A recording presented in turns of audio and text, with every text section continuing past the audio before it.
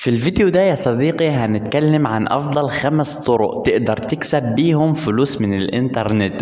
ودي طريقة ناس كتير جربتها وفعلا بتجيب دخل كويس جدا جدا منها. والأجمل بكتير انت ممكن تبدأ من غير رأس مال كبير ومن غير خبرة كبيرة برضه. وعلشان ما نطولش على حضراتكم نبدأ بأول فكرة، العمل الحر. وما تطلعش بره الفيديو وخليني اقول لك ايه يعني عن العمل الحر ولا لك بسرعه.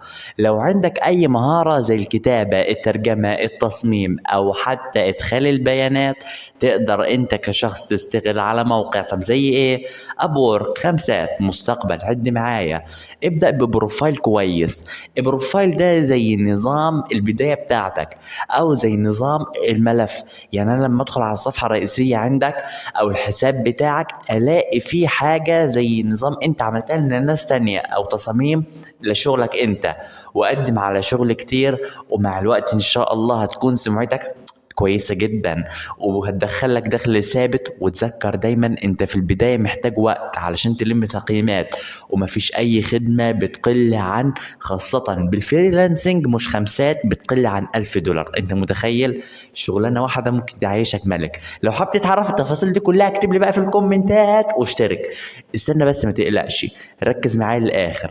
تاني طريقة للربح اليوتيوب. اليوتيوب بقى ربح واحد قوي جدا، من اقوى الحاجات اللي ممكن تجيب منها ارباح. طب ازاي اجيب ارباح من اليوتيوب؟ نزل فيديوهات باستمرار عن اي معلومة عندك، ومع الوقت هتجيب في المشاهدات عالية جدا، ارباح عالية جدا. وطب وهتقبض ارباح منين؟ من الاعلانات، سوبر ثانكس، الملصقات عجيبة، الرعايات، حاجات كتير جدا. ملصقات عجيبة. انا شايف انه اليوتيوب برضه حاجة كويسة جدا. اشترك يلا. الفكرة التالتة، تسويق بالعمولة. برضه هقول لك ايه هي الفكرة ببساطة، انك تروج لمنتج اونلاين، ولو حد اشترى عن طريقك يا حبيبي هتاخد بعمولتك وخلاص. طب في مواقع زي ايه؟ عد معايا. امازون.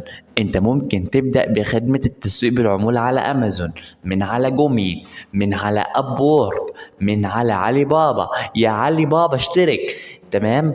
طبعا دي مواقع التسويق اللي الناس بتتسوق من عليها، وفي مواقع غيرها، وفي برامج افلتات كويسه جدا جدا جدا انت ممكن تتعلم منها. ومن قناتي برضه ما تخافش على اليوتيوب. ممكن انت تدون مقالات، مدونات على الفيسبوك كمان. ولو عندك قناه يوتيوب اعمل قناه يوتيوب واضرب اتنين بواحد، مفيش مشكله. انا بقول لك اعمل قناه يوتيوب. اما الفكره رقم 5، الطباعه عند الطلب. الطباعه عند الطلب ديت مناسبه جدا جدا لو بتحب التصميم، بتحب تصمم وتطبع على التيشيرتات، المجات، شنطات.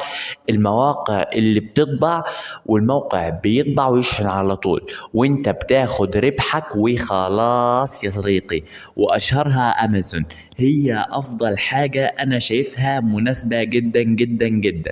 الناس طبعا بتقول انه امازون افضل حاجة من ضمن المواقع دي كلها، وانا برضه شايف ان امازون افضل حاجة. ودي طريقة انت ممكن تزود بيها دخلك. لو ما نفعتش بحاجة تنفع بالتانية. وزي ما بقولوا كده اعتمد على مصدرين دخل، ما تعتمدش على واحد بس. طب ازاي؟ انت عايز تقعد بالبيت كده، بتبقاش فتحت الفيديو ده. اكيد انت فتحت الفيديو ده عشان عايز تقعد في البيت وما تطلعش تشتغل بره، صح؟ ومش عايز فكرة مشروع تجيب فلوس وانت قاعد في بيتك. تمام كده؟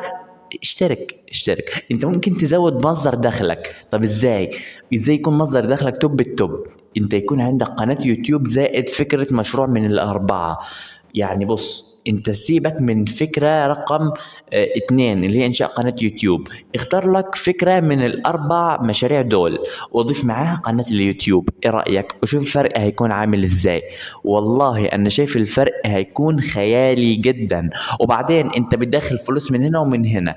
لو دي حصل لها حاجة التانية بخير الحمد لله.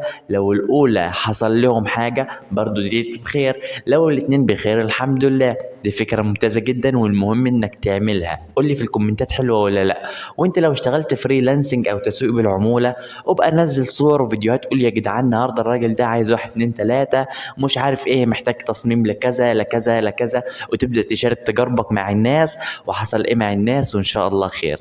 وخلي بالك ان الطرق دي كلها مجربة وحقيقية جدا جدا جدا، وناس كتير بدأت بيها وحققت دخل كويس. وعايزك بقى تقول لي بالكومنتات ايه اكتر طريقة عجبتك يا منشئ المحتوى يا صديقي اللي بتتفرج عليا.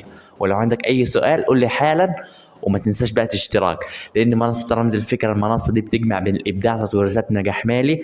رمز الفكرة، فكر بذكاء واربح بجدارة. انضم الينا واكتشف فكرة وكن جزءا من عائلة رمز الفكرة. باي باي يا احلى متابعين، باي باي، ربنا يوفقكم.